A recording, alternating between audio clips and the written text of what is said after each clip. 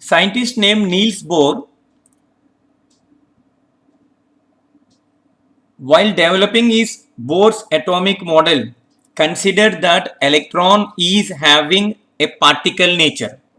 But later on, scientist named de Broglie, he had proposed the wave nature of the electron. When electron is moving with high velocity, according to de Broglie, it is having wave nature. And when electron is having wave nature, we can calculate the wavelength, isn't it? And that de Broglie concept we are covering in this particular video.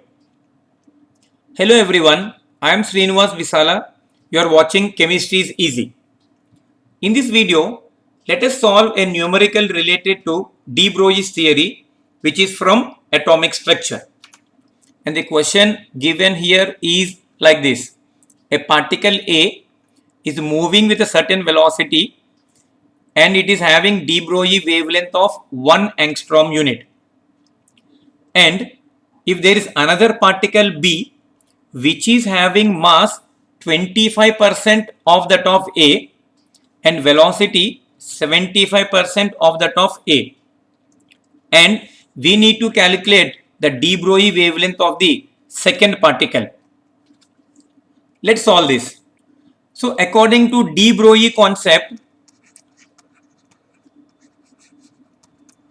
any particle which is moving with high velocity, it will be having wave nature. Here they did not mention in the numerical as electron, proton, etc. It is given in general as a particle. So any particle which is moving with high velocity, that will be having wave nature. And when that is having wave nature, we can calculate its wavelength, isn't it? And that wavelength is calculated by the equation lambda is equal to h upon mv. And this is nothing but de Broglie's equation. Lambda is equal to h upon mv. What is lambda? Lambda is the wavelength and h is the Planck's constant, m is the mass of the particle and v is the velocity of the particle.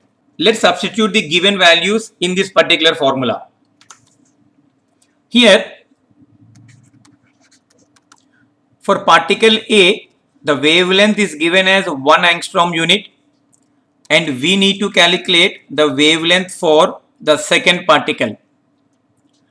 And let us consider the mass of particle A as 1 and it is given that mass of particle B is 25% of that of A. So whatever value you take here, we need to take 25% of that one. I can take 1, I can take x, yeah, I can take even 100 also.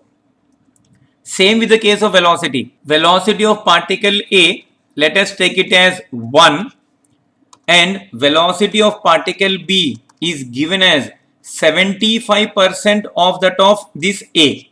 So it is 75% of this particular value, that is 1 into 75 by 100. And for particle A, we can calculate the wavelength like this. Lambda A is equal to h upon MA into VA, isn't it? And for particle B, it is h upon MB into VB. Now let's divide one by the other.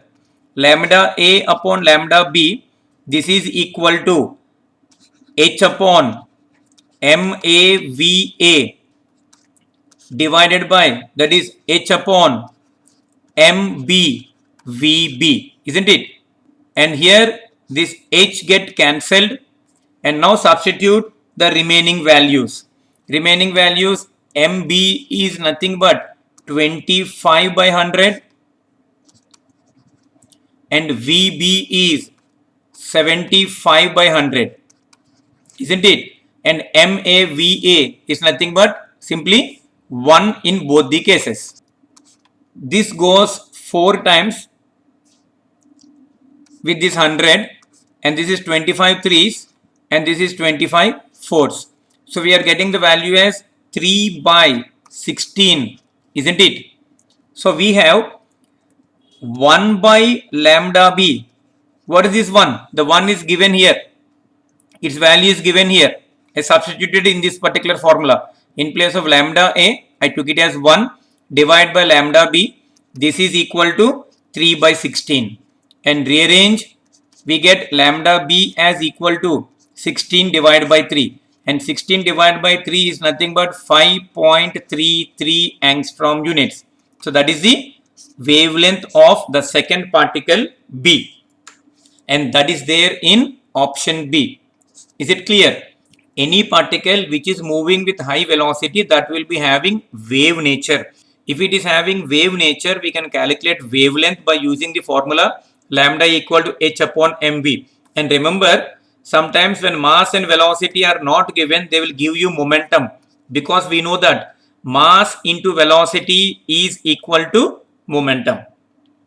As they use the word velocity as well as mass, we use this particular formula. If they are comparing in terms of momentum, you can use this particular formula, lambda equal to h upon p. It's simply substitution in the formula. It's very, very easy. I hope you enjoyed this numerical. See you again in the next video. Thank you.